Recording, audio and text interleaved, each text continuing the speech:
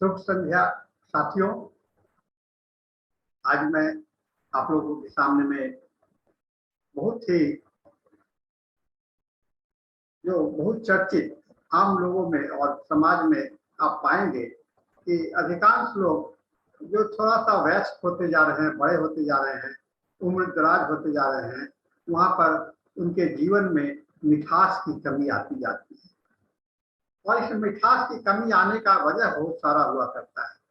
आज आइए हम लोग इस मिठास के संबंध में चर्चा करने जा रहे हैं आज के इस मीटिंग में, और हम लोग इसके लिए पावर पॉइंट को शेयर कर रहा हूँ।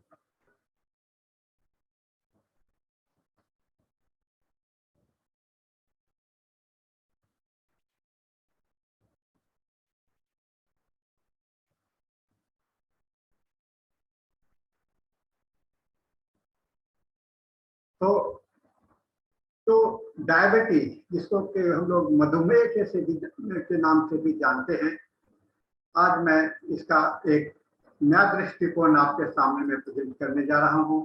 वह है डायबिटीज जीवन में मिठास का असंतुलन।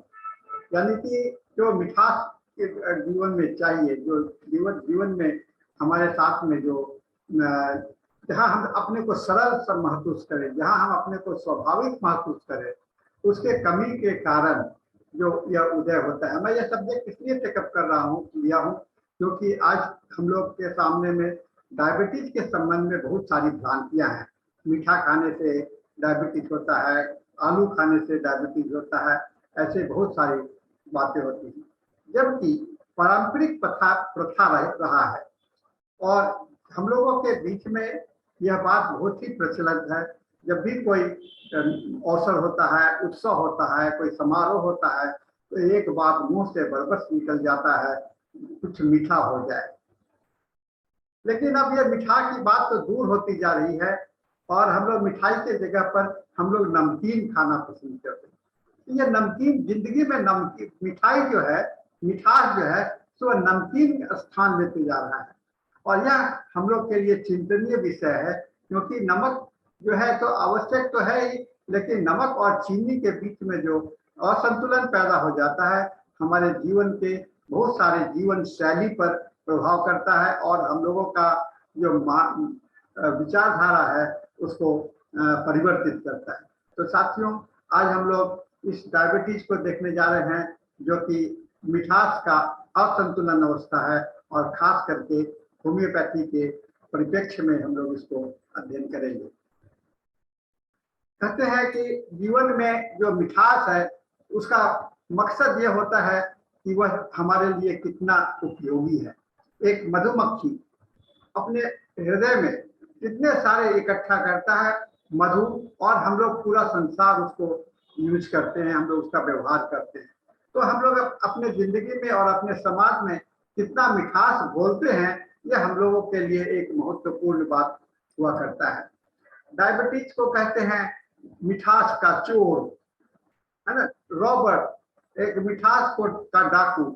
तो ये क्या है? एक मेटाबॉलिक डिसऑर्डर है, जहाँ की लोग अपने शरीर के अंदर में चीनी का जो है या कार्बोहाइड्रेट का सही ढंग से अवशोषण नहीं कर सकते हैं। मेटाबॉलिक प्रोसेस नहीं होता है, और इससे क्या होता है कि ब्लड लेवल पर और कभी कभी आपके ब्लड लेवल नहीं तो आपके यूरिन पर भी ये टॉक्सिक, ये शुगर दिखलाई पड़ने लगता है, जो कि हमारे जीवन को बहुत सारी बातों से प्रभावित करता है। डायबिटीज को हम लोग कहते हैं फियर ऑफ फुल्ली पार्टिसिपेटिंग, जीवन को पूरे तरह से जीवन को झेलना, है ना, पूरे तरह से जीवन का आनंद उठाना। क्या आप उठाते हैं जीवन का आनंद? नहीं। बहुत समय में आपके मन में बातें आती हैं और आप उसको कंट्रोल करते हैं। आप अपने मन की बात नहीं कर सकते हैं। बहुत समय में आप चाहते हैं कि आपकी बात से लोग सहमत भी हों, लेकिन आपके बात से सहमत नहीं होते हैं। तो इसी तरह से हमेशा कुछ न कुछ बातें हुआ करती हैं, बहुत सारी इच्छाएं होती हैं, बहुत सारी हमारे विश्वास और अंधविश्वास का बात होता है, जो कि हम लोग के जीवन को प्रभावित करता है।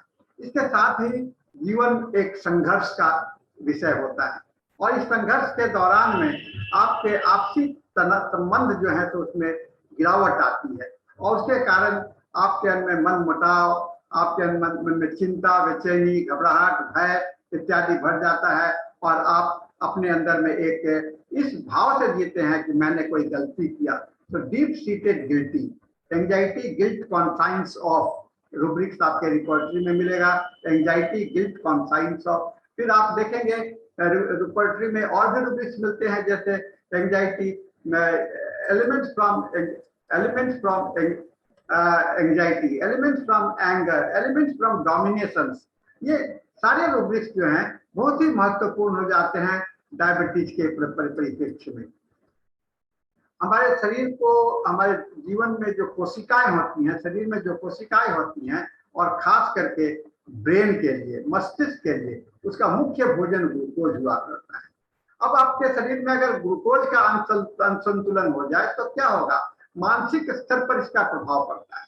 तो डायबिटीज को हम लोग जनरली केवल ब्लड लेवल पर देखने का कोशिश करते हैं, यूरिन लेवल पर कोशिश करते हैं, लेकिन होम्योपैथी के परिप्रेक्ष्य में हमें इस बात को देखना पड़ेगा कि मानसिक स्तर में कितना बदलाव आया है।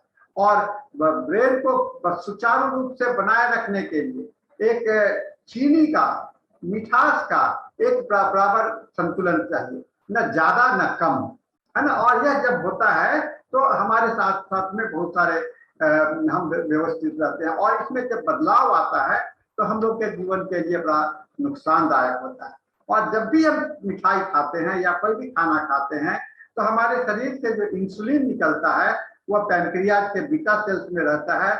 यह आपको शरीर को के लिए मिठास को एसिमुलेट करने के लिए, अवशोषित करने के लिए, उसे यूज में लाने के लिए आपके हो जाते हैं। और ग्लूकोज जब आपके सेल लेवल पर पहुंच जाता है तो हम लोग के उसका काम पूरा हो जाता है। तो इंसुलिन का बेसिकली जो है, इंसुलिन का जो रिक्वायरमेंट्स है वह आपका वहाँ जीवन के प्राइमरी लेवल पर होता है। और जब हम खाते हैं तो खाना खाते हैं तो अपने आप पैनक्रियाज जो है तो इंसुलिन पैदा करना शुरू करता है, जो कि ग्लूकोज को ब्लड के माध्यम से सेल में, कोशिकाओं में ले जाता है। और डायबिटीज में वाले लोगों में यह इंसुलिन का प्रोडक्शन जो है तो कम हो जाता है, या जो सेल जो है तो इंसुलिन के द्वारा जो भेजा गया शुगर है उसको ले नहीं पाता, अवशोषित नहीं करता। एक तो हुआ कि इंसुलिन का प्रोडक्शन कम हुआ, दूसरा आपका सेल जो है तो इंसुलिन का साथ नहीं देता है, और इसके कारण क्या होता है, ये इंसुलिन जो है तो ओवरफ्लो करने लगता है, और आपके ब्लड के माध्यम से, ब्लड में और यूरिन के माध्यम से दिखलाई पड़ने लगता है। और बॉडी जो है तो इससे क्या हो गया, आपका जो मेन सोर्स है, आपका ऊर्जा का जो मेन स्रोत है वह कम हो जाता है, और आप उसको अवशोषित नहीं कर पाते। डायबिटीज को मुख्यतः दो भागों में बांटा गया है, एक डायबिटीज टाइप 1 कहते हैं, दूसरा डायबिटीज टाइप 2 कहते हैं। Type 1 diabetes auto immune disease है, माने इसके अंदर में इम्यूनिटी का जो है तो आपका सेल्फ हो जाता है, जिससे कि बॉडी जो है तो इन्फेक्शंस को फाइट करने के लिए, से लड़ने के लिए उसकी क्षमता कम हो जाती है, और अपने आप से ही लड़ाई शुरू कर देता है ना। ऑटो इम्यूनिटी का मतलब अपने जो बचाव का जो सेल है वह अपने, उसका हथियार जो है तो अपने ऊपर में ही लागू करना था। दूसरा टाइप 2 डायबिटीज होता है, ये खास करके बूढ़े लोगों में, मोटे लोगों में, जहाँ पर फैमिली हिस्ट्री में डायबिटीज है, या कुछ बच्चों लोगों में भी होता है, और शरीर के अक्रियाशीलता से, है ना, शरीर ठीक से काम नहीं करता है, तो वहां पर इनएक्टिविटी के कारण हमारे शरीर में डायबिटीज हो जाते हैं। डायबिटीज के टाइप 1 के जो कारण होते हैं, यह होता है कि मोनोजाइगोटिक ट्विंस में यह ज्यादा पाया जाता है, और जेनेटिक फैक्टर्स के रूप में माना जाता है। और इसका हिस्टोकॉम्प्लेक्स होता है, एंटीजेंस जो होता है तो बहुत इंपॉर्टेंट होता है। वह टाइप 1 डायबिटीज में या तो DR3 और DR4 और या D2 होता है, और ये खास करके डायबिटीज के प्रति प्रोटेक्टिव माना जाता है, और इसकी कमी हो जाती है। फिर ऑटो एंटीबॉडीज टाइप 1 डायबिटीज में नहीं बन पाते हैं, और आइसोलेट सेल्स जो होते हैं यह धीरे धीरे डिक्लाइन करने लगता है, कम होने लगता है कुछ समय के बाद में, और इसके कारण आपके शरीर में परमानेंट क्रॉनिक डिजॉर्डर्स डायबिटीज के कन्वर्ट हो जाते हैं। फिर टाइप 2 डायबिटीज का जो कारण है वह खास करके मोटापा के कारण होता है, खास करके बच्चों में, और यह ज्यादा देखा जाता है। और इसमें कहते हैं सुप्तावस्था में ऑटो इम्यून डायबिटीज है ना, इसको लाडा यानी कि latent auto immune diabetes adult माना जाता है, जो कि बचपन से ही शुरू हो जाता है, वह मोटापा के। और यह मोनोजेनिक डायबिटीज भी कहलाता है, और इसका टर्म जो है तो एक कलेक्टिव कॉज के रूप में यूज किया गया है सिंगल सेल से।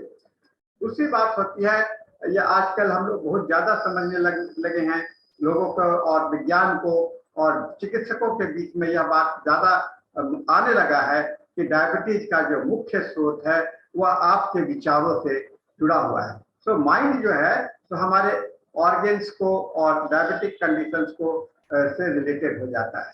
तो यह जो आपके मेंटल रूब्रिक्स है, आपके मेंटल रूब्रिक्स खास करके जितने भी नेगेटिव इमोशंस हैं, जैसे गुस्सा है, भय है, आपका चिंता है, इत्यादि सारे जो हैं तो डायबिटीज का कंट्रीब्यूटरी फैक्टर्स होता है। रिपोर्टरी में जाएंगे तो आप पाएंगे वहां पर एलिमेंट्स फ्रॉम माइंड चैप्टर के अंदर में है, एलिमेंट्स फ्रॉम, और जितने सारे हैं है ना, डिसअपॉइंटमेंट्स, फेलियर्स, आपका लॉस ऑफ मनी, बहुत सारे डेथ है, ये ज्यादा जो मानसिक तनाव, नेगेटिविटी आपके जीवन में पैदा होता है, वह आपके बॉडी के और ऑटो इम्यून सिस्टम को डिस्टर्ब करता है, और ऑटो इम्यून सिस्टम डिस्टर्ब हो जाने से आपके शरीर में एक बदलाव आ जाता है, जिसे हम लोग डायबिटीज के रूप से जाते हैं। होम्योपैथी में हम लोग डायबिटीज का ट्रीटमेंट कैसे करते हैं? इसमें कहा जाता है कि हम लोग किसी होम्योपैथी में कभी भी किसी पार्ट या ऑर्गन के नहीं, हम लोग सिस्टेमिक ट्रीटमेंट करते हैं। और सबसे जो बड़ी बात होती है कि हम लोग ना तो पैनक्रियाज की बात करते हैं, ना तो बीटा सेल्स की बात करते हैं, यह केवल कॉन्स्टिट्यूशनल ट्रीटमेंट की बात होती है, जहाँ की डायबिटीज मेलिटस को डाइट कंट्रोल और रेगुलर एक्सरसाइज के साथ में जो टोटलिटी ऑफ सिम्टम्स के आधार पर जो चुना हुआ दवा है, उसके माध्यम से हम लोग इस दवा को करते हैं।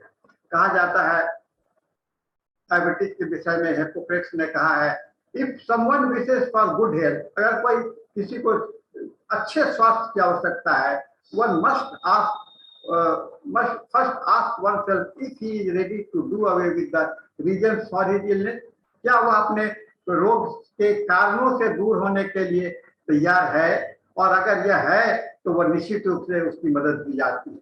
यानी कि हम लोग भी डायबिटीज के रोगियों को सलाह दिया करते हैं कि तुम चिंता मत करो, लेकिन क्या वह चिंता नहीं करने के लिए वह तैयार है?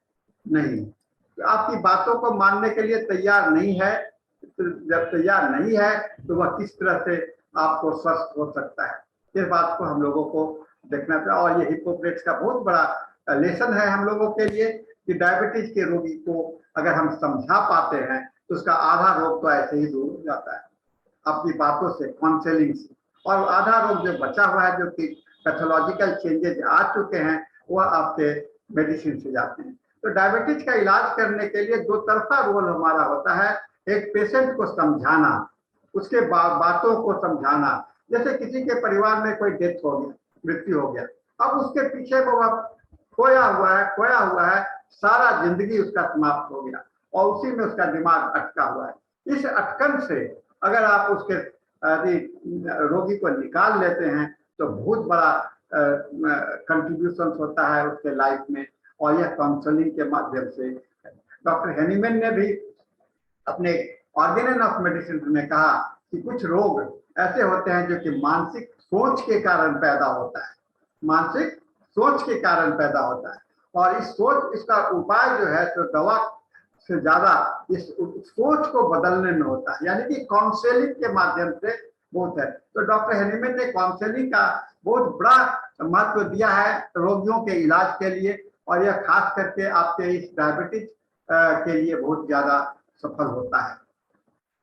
डॉक्टर हेनीमैन के मुताबिक कभी भी लोकल डिजीज नहीं होता है, खाली पैनक्रियाज ही नहीं है, ऑर्गेनिज्म जो है लिविंग इंडिविजुअल होल है, और एक संपूर्णता है। और डिस्टर्बेंस जो होता है तो डायनेमिक चेंजेज होता है जो शरीर के स्पेसिफिक पार्ट पर ना होकर के उसके पूरे शरीर पर होता है। तो इस बात को हम लोग को होलिस्टिक ट्रीटमेंट की बात सोचनी चाहिए, क्रॉनिक ट्रीटमेंट की बात सोचनी चाहिए, टोटलिटी ऑफ सिम्टम्स की बात सोचनी चाहिए। अगर आप सोचेंगे कि डायबिटीज के लिए जैम्बोलिनम से हम ठीक कर देंगे या कोई एक ऐसी दवा से ठीक कर देंगे तो यह संभव नहीं है। यह संभव तभी है जबकि आप उसके साथ में टोटलिटी ऑफ सिम्टम्स का इस्तेमाल करते हैं। और कहते हैं कि डायबिटीज को मैनेज करने के लिए सबसे बड़ा रोल जो है तो उसके भावनाओं को पर नियंत्रण करना है ना, भावनाओं को समझना, वह क्या चाह रहा है, और understanding the concept of love, है ना, उसके जीवन से प्यार कितना खत्म हो गया है, नष्ट हो गया है, कोमलता कितना खत्म हो गया है।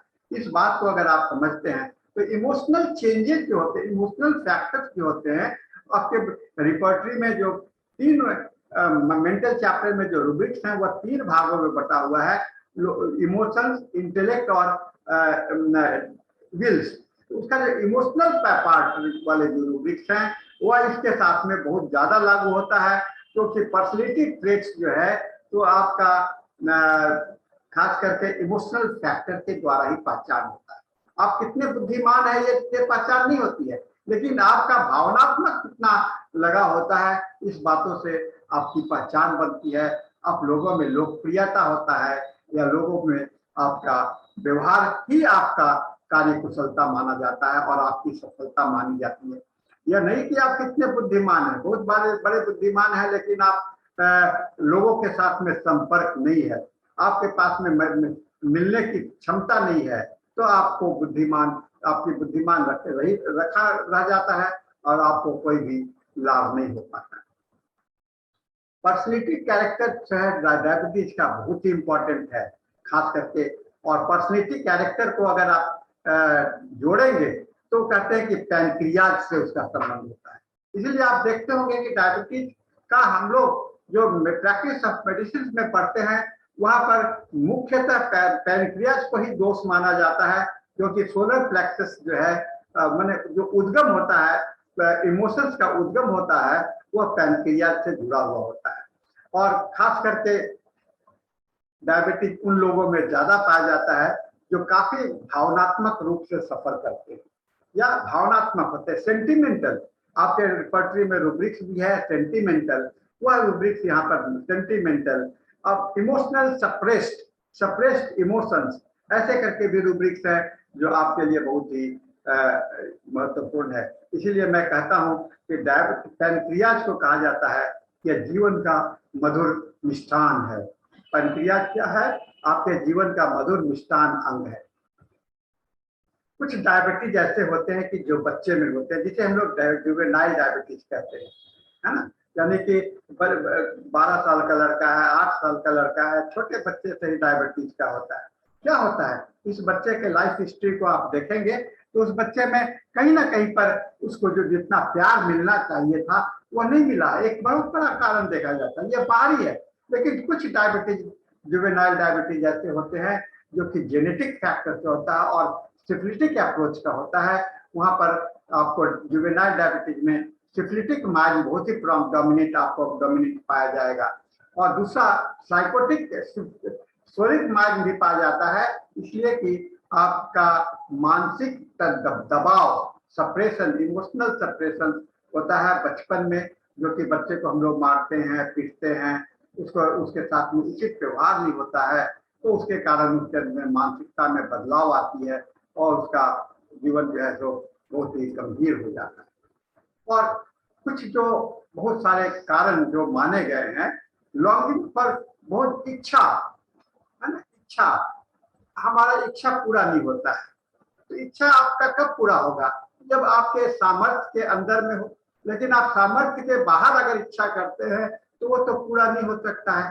तो ऐसी बातें जो आप अपने जीवन से अलग होकर के इच्छा करते हो तो वह कभी भी पूरा नहीं होता है। ख्यालों की दुनिया में, है ना, थ्योराइजिंग एक रूब्रिक्स है, कल्पना की दुनिया में, हवाई महल में कोई हुआ जो सपना होता है वह पूरा नहीं होता है, और वह पूरा नहीं होता है तो आपके डिजायर का सप्रेशन होता है और सप्रेशन से इमोशनल सप्रेशन होता है, इससे हमारे अंदर में डायबिटीज।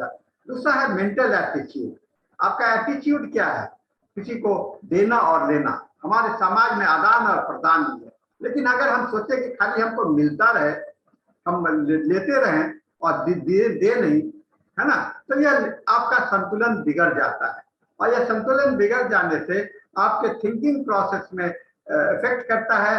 आपके अंदर में जेलेसी पैदा होता है, आपके अंदर में एवेरिस नेचर पैदा होता है, ग्रीड पैदा होता है, लालच पैदा होता है, और शत्रुता की भावना भी पैदा होता है।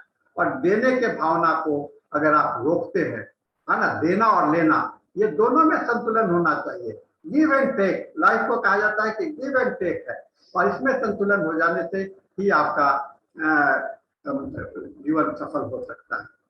कॉन्स्टिट्यूशनल एंटी माइग्मेटिक ट्रीटमेंट कहते हैं, होम्योपैथी में हम लोग हमेशा विश्वास करते हैं कि एंटी माइग्मेटिक ट्रीटमेंट और का ट्रीटमेंट अगर किया जाए तो होम्योपैथी आप डायबिटीज को क्योर कर सकते हैं। और मैंने रोगियों के साथ देखा हूँ, जब तक डायबिटीज के रोगी आते हैं, मैं कहता हूँ कि आप सारी बातों को हटा दो और केवल इस बात पर ध्यान दो कि आप अब हमको लक्षण बताओ, अपने जीवन के विषय में बताओ।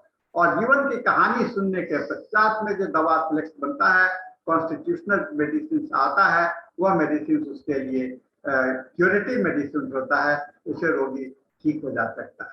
माइग्मेटिक बैकग्राउंड जो देखा गया है, आपको सोरा जो होता है, जो कि सेकेंडरी कॉज के रूप में आता है, वह मेन रीजन होता है आपको फंक्शनल।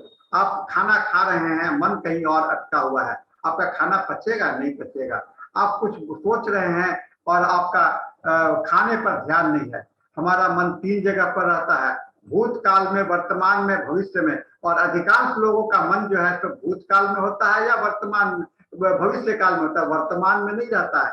अगर वर्तमान में आपका मन रहे तो आपको सोरा का इफेक्ट कम होगा, और आप, लेकिन भूतकाल में खोया हुआ मन और भविष्य काल में के सपना देखने वाला मन जो है सो आपके अंदर में सोरिक विकार ले आता है। उसके बाद आता है पैथोजेनेटिक टाइप 2 डायबिटीज, जो कि साइकोटिक माइल्ड विकार होता है। आपके अंदर में गड़बड़ियां पैदा होना शुरू हो गया, फिजियोलॉजिकल फंक्शंस गड़बड़ होने लगे, और आप इंसुलिन का प्रॉपर फंक्शनिंग नहीं हो रहा है, तो फंक्शनल डिसऑर्डर पर आने लगता है, तो वह आपका साइकोसिस होता है। और सिफिलिटिक, इसको IDDM भी कहते हैं, टाइप 1 डायबिटीज, और इसमें बीटा सेल्स का डिस्ट्रक्शन हो जाता है, और सिफिलिटिक माइल्ड यहाँ पर बहुत ही प्रोमिनेंट हो जाता है। डॉक्टर हैनीमैन ने कहा है क्रॉनिक डिजीज में डायबिटीज जो है तो सोनिक मैनिफेस्टेशन, और as per the above knowledge different pathogenesis we can consider the statement as a prime and true field for the basic psora and other mild psychosis and syphilis can build up their own manifestation accordingly. तो doctor Hahnemann भी इस बात को chronic disease में diabetes के विषय में चर्चा कर चुके हैं, और उन्होंने कहा है कि ये क्रॉनिक माइल्ड के ये जो सोरिक माइल्ड जो है, सो ये प्रीडोमिनेटिंग माइल्ड है, जो कि बाद में चल करके मिक्स्ड माइल्ड के रूप में उभर करके आता है। कुछ फैक्टर्स जो है तो होम्योपैथिक दवा के लिए हम लोग सोच सकते हैं। मैं कुछ थेराप्यूटिक बातें करने जा रहा हूँ यहाँ पर। Genetic defects of beta cells के कारण होगा, तो जहाँ की इंसुलिन का एक्शन नहीं हो रहा है, तो DNA में डिफेक्ट है, कुछ नोसोड्स है जैसे कार्सिनोसिन, मेडोरिनम, ट्यूबरकुलिनम और सिप्रीनम। फिर डायबिटिक मेलिटस जो है तो किसी रोग के कारण, एक्सोक्राइन पैनक्रियाज में रोग के कारण उत्पन्न होता है, तो arsenical, baryta mur, calcarea ars, carbo animalis, carbo veg, conium, hydrastis, iodum, iris, गर्स, kali bichrome, kali iod, merc sol, natrum sulph, नक्सहोम, pancreatinum, parathyroidinum, phosphorus, uranium, nitricum है। और डीएम डायबिटिक मेलिटस इंडोक्राइनोपैथी के कारण आता है, तो उसे हम लोग बराइटा कार्सिनोसिन, पिट्यूटरिनम दवा है आपका, ACTH भी दवा है, कॉर्टिसोनम ये भी दवा है, एड्रेलिनम, आयोडीन, पेरम, नेट्रम म्यूट, सिपिया, थायराइड, डिरमन, फास्फोरस इत्यादि दवा। कुछ डायबिटीज जो है तो आपके अंदर में दवा के कारण उत्पन्न होता है या केमिकल्स के कारण उत्पन्न होता है, उसमें हम लोग एगेरिकस, एग्नेस, इग्नस, arsenical, bryonia, camphor, carbon sulph, carbo veg, china, coffea, cortisonum, hydrastis, kali iod, lachesis, लेरोसस, magnesia sulph, natrum mur, nitric acid, nux भूमिका, ओपियम, फास्फोरिक एसिड, फल्सिफला, सिकल कॉर, सल्फर और पूजा थायरोइडिनम को कुछ इन्फेक्शन के कारण होता है, उसमें carcinosin, medorrhinum, tuberculinum, syphilinum, silicea, पायरोथेटिनम, पेनिसिलिनम, स्ट्रेप्टोकॉकिनम और स्टेफाइलोकोकिनम दवा का इस्तेमाल हो सकता है। कुछ जेस्टेशनल डायबिटीज होता है, यानी कि प्रसव के दौरान, तो वह आपको खास करके प्रेगनेंसी के समय में या आपके शरीर में जब लैक्टिक एसिड का प्रभाव हो जाता है, तो लैक्टिक एसिड है, हेलोनियस है, सल्फर है।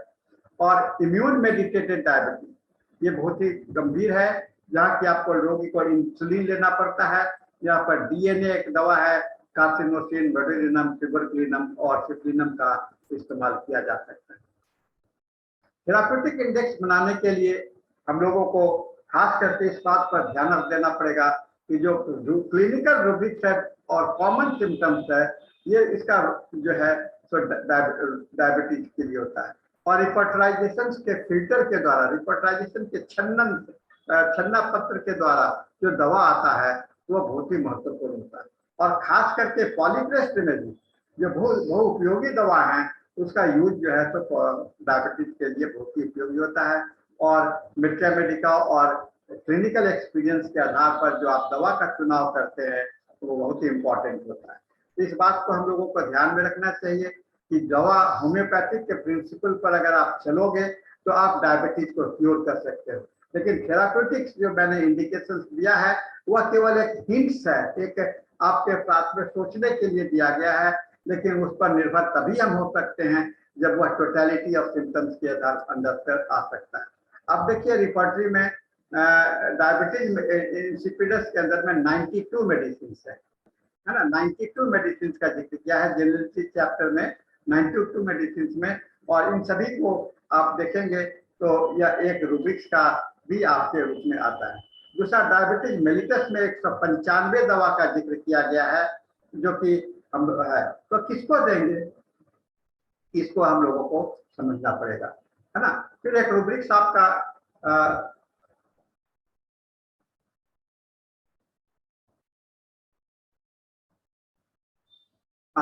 शुगर एक यूरिन चैप्टर में है, शुगर 149 मेडिसिन है, यह बहुत है। कुछ दवाइयाँ और हैं जो मैं चर्चा नहीं करूंगा, क्वाडेनियम, फॉस्फोरिक एसिड, गन पाउडर, स्टैफिलोकोकम और मेलियोडर्ना और यूरिया प्यूरा, एमिलोक्लोफोलिया और बहुत ही डायबिटिक न्यूरोपैथी में यूजफुल होते हैं।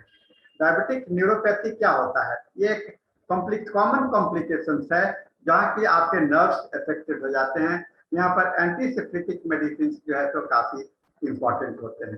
डायबिटिक न्यूरोपैथी का इंपॉर्टेंट जो है तो रेनल फेलियर्स, इसमें कुप्रम मेटालिकम, कुप्रम मार्स इत्यादि दवा का इस्तेमाल होता है। डायबिटिक रेटिनोपैथी की चर्चा की गई है, जहाँ की आंख के रेटिना पर आपको इफेक्ट करता है और आप इसके लिए रोशनी का आता है। इसमें कार्बन नैप्थेलिनियम जो है तो अक्सर इंडिकेटेड होता है। आइए एक छोटा सा केस मैं आपको बताने जा रहा हूँ आज में। एक महिला जो 61 साल की हैं, उनको कमजोरी था, जनरल वीकनेस था, पूरे बॉडी में पैरों में दर्द था, नमनेस, टिंगलिंग था, चलने में बढ़ता था, पैर ठंडा रहा करता था और हमेशा बार बार पेशाब हुआ करता था तथा उनका देखने का विजन जो है सो कमजोर था। और उसके कुछ सिम्टम्स ऐसे थे, जॉइंट्स में पेन होते थे और नींद, नाश्ता करने के बाद में नींद आने लगता था, हमेशा बेड में पड़े रहना चाहते थे, कभी कभी वॉमिटिंग और नौसिया की बातें हुआ करती। उसके फैमिली हिस्ट्री में इनका खुद का ठेहुने में सिस्ट था जो कि ऑपरेशन किया गया था। इनको यूट्रस में पॉलिपस था। इनके पिताजी को का डिप्रेशन से सफर करते हैं और माँ डायबिटिक थी। इनके एक भाई और 2 बहन है। ये 24 साल में उम्र शादी हुआ था। हस्बैंड ऐसे गवर्नमेंट ऑफिशियल्स डायबिटिक रहे थे। इनके एक बच्चे और 2 लड़कियां हैं। 3 इनके लाइफ सिचुएशंस और मेंटल सिम्टम्स में पाया गया हमेशा ये काम करने में व्यस्त रहना चाहती थी, प्यार की भूखी थी, और कभी कभी भी ऐसा मौका मिलता था तो लोगों से लेकिन ये कॉन्ट्रडिक्शंस बर्दाश्त नहीं करती थी। गार्डनिंग से इसको प्रेम था, हमेशा जल्दीबाजी में रहती थी, खाने का बहुत इच्छा था, बहुत तरह के खाने चाहिए, बुलिमिया हैबिट जिसको हम लोग जानते हैं। इसमें इन्हें मीठा से पसंद नहीं था, मीठा बहुत पसंद था और मीट पसंद नहीं था। फास्टिंग से कष्ट बढ़ते थे और गुस्सा खाने के बाद में यह आता था। इनका जब रिपर्टोरियल टोटलिटी लिया गया तो जनरल में है diabetic mellitus, general neurological complaints accompanied by diabetes, occupations ameliorated, censorious, elements from contradictions, discontent, diabetes और numbness। तो एक ही दवा आता है हेलोनियस, और हेलोनियस का आप रूब्रिक देखेंगे, यह weakness, atony of conscious uterus इत्यादि आता है, और इसको ट्रांसमिट किया गया 13/3/18 में, और उसके बाद में 25 मार्च को रिपोर्ट आया कि नमनेस आराम है, पहले से अच्छा है। इंसुलिन का जो इंटेक है घटा दिया गया है और अपने आप में काफी एनर्जेटिक महसूस कर रही हैं। कुछ बातें जो कि डायबिटीज को बचाने के लिए उपयोगी हैं।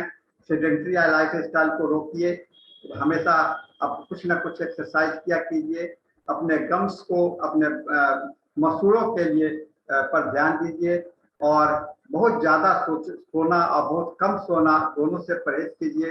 ब्रेस्ट फीडिंग माँ में करनी चाहिए। अगर ब्रेस्ट फीडिंग करते हैं तो डायबिटीज का रिस्क है। आजकल की महिला ब्रेस्ट फीडिंग नहीं करना चाहती हैं और वहाँ पर डायबिटीज का रोल बढ़ जाता है, और अगर मदर को डायबिटीज है तो बच्चों में भी हो जाता है, और खास करके डायबिटीज हार्ट रिस्क को बताए। तो स्पाइनल कॉर्ड्स भी डायबिटीज न्यूरोपैथिक में सिकुड़ जाते हैं, और हेपेटाइटिस भी आपको डायबिटीज 2 में दिखलाई पड़ते हैं। साइकोथेरेपी जो है तो डायबिटीज के कंट्रोल में, और सबसे बड़ा हंसी है ना, आप जितना ज्यादा आप हंसोगे उतना ज्यादा आपका शुगर लेवल जो है तो कंट्रोल में रहता है। तो साथियों, the treatment of diabetes in homeopathy is extremely effective, बहुत ही ज्यादा है, but people do not come to us early, hence the only we can pathological we cannot cure but only palliate the condition। तो इससे कहा जाता है कि जब मन का जो मिठास है वही आपके जीवन का साथी है, मन का मिठास ही आपके जीवन का साथी है, और यह आपके दिमाग में रखेंगे तो आपके लिए डायबिटीज के लिए है। इसलिए हमेशा सकारात्मक सोच रखिए, सकारात्मक भाव के साथ में रहिए, आपके डायबिटीज से भी मुक्त रहेंगे। तो कहते हैं freedom is the state of the mind. अगर यह फ्रीडम आपके मन में है तो आप डायबिटीज से मुक्त रह सकते हैं। अपने मन को कितना फ्री कर सकते हैं, कितना फ्रीडम रख सकते हैं, यह बहुत महत्वपूर्ण है। और इसके साथ में आज का मेरा यह लेक्चर समाप्त हुआ। मैं आप लोगों को धन्यवाद देता हूं कि आपने इसे ध्यान से सुना, और हम लोग इस बात को और भी चर्चा करते रहेंगे।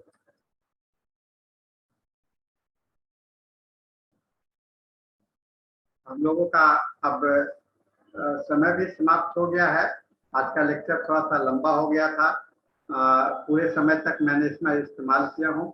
साथियों, इस बात को ध्यान में रखेंगे। कोई सवाल हो तो आप मुझसे जरूर पूछा करें।